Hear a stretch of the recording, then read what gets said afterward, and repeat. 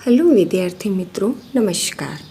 आज हम कक्षा 12वीं की 5वीं कविता समझेंगे। काव्य 5 का नाम है भारत सिर रत्न भरत, जो जयशंकर प्रसाद जी की चित्राधार काव्य से ली गई है। इस काव्यांश के द्वारा चंद्रवंशी सम्राट दुष्यंत एवं रानी शकुंतला के पुत्र बाल भरत की निर्भीकता एवं साहस पराक्रम का परिचय मिलता है। पुरुवंश के उत्तराधिकारी भरत के नाम पर से ही आप लोग जानते ही होंगे कि हमारे देश का नाम पड़ा है भारत।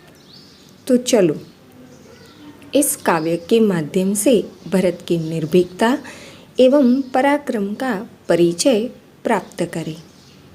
आहा खेलता कौन यहाँ शिशु सिंह से, आर्यावृंद के वृंद अर्थात समूह, आर्यावृंद के सुंदर सुख में भाग्य सा, भाग्य अर्थात नसीब। जंगल में बाल भरत को सिंह शिशु के साथ खेलता देख राजा दुष्यंत के मन में सवाल उठता है। उन्हें आश्चर्य होता है कि यह बालक कौन है जो शिशु सिंह के साथ खेल रहा है। यह बालक तो आर्य समूह के सुंदर सुखी भाग्य सा प्रतीत होता है।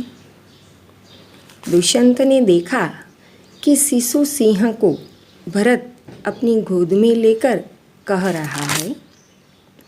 क्या कह रहा है ये आगे आएगा। कहता है उसको लेकर निज गोद में।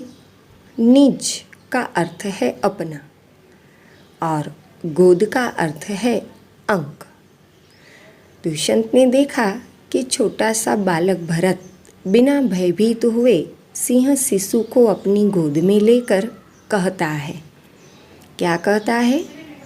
खोल खोल मुख सिंह बाल, मैं देखकर गिन लूँगा तेरे दांतों को। है भले देखूं तो कैसे यह कुटिल कठोर हैं। कुटिल अर्थात दुष्ट, कठोर अर्थात सख्त।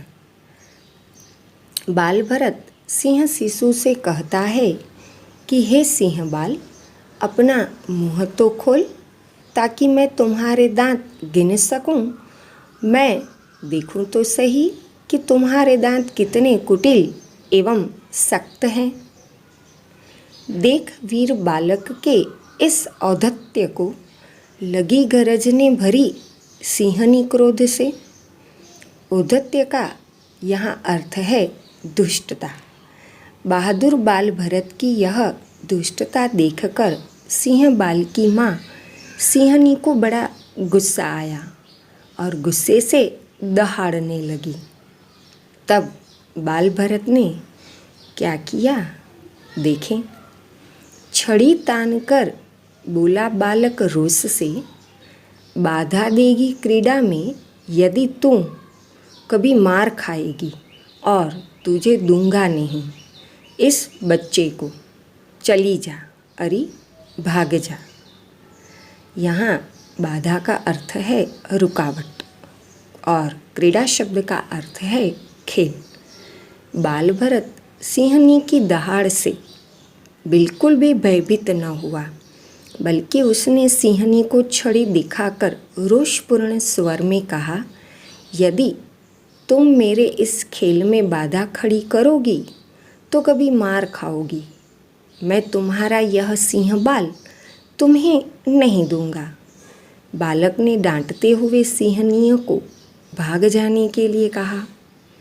छिपकर बाल भरत की यह निर्भीकता पराक्रम आदि देखकर दुष्यंत के मुँह से यह शब्द निकल पड़ते हैं, आहा कौन यह वीर बालक निर्भीक है।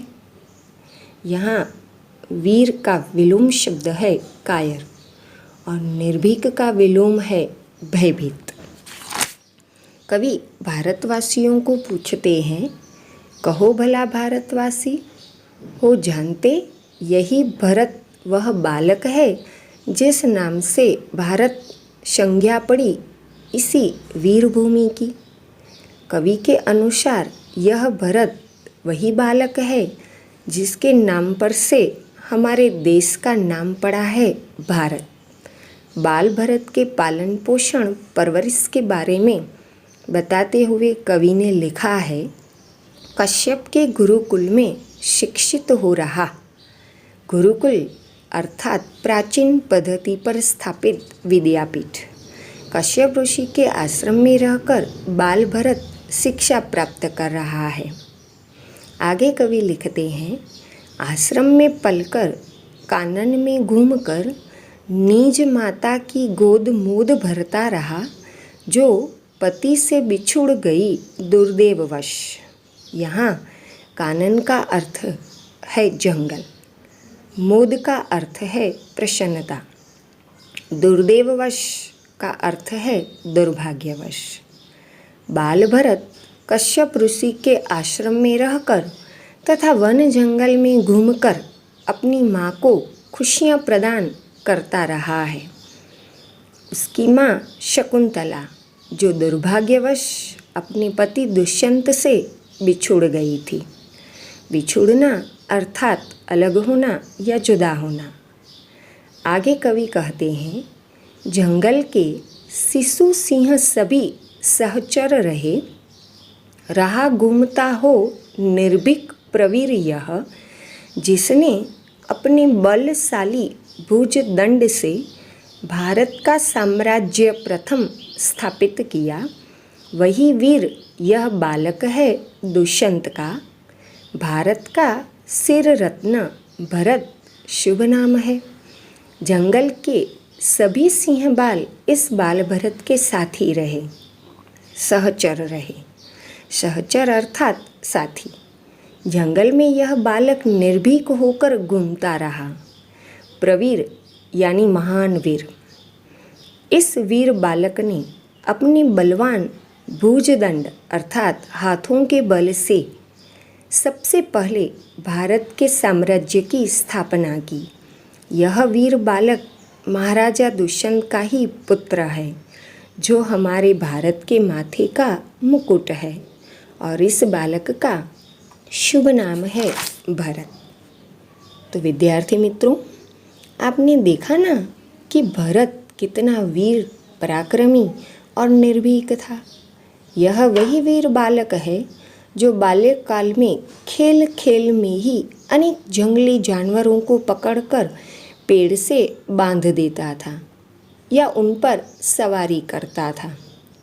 तभी तो माता शकुंतला के पालक पिता कर्णव ऋषि ने भरत का नाम रखा था सर्वदमन।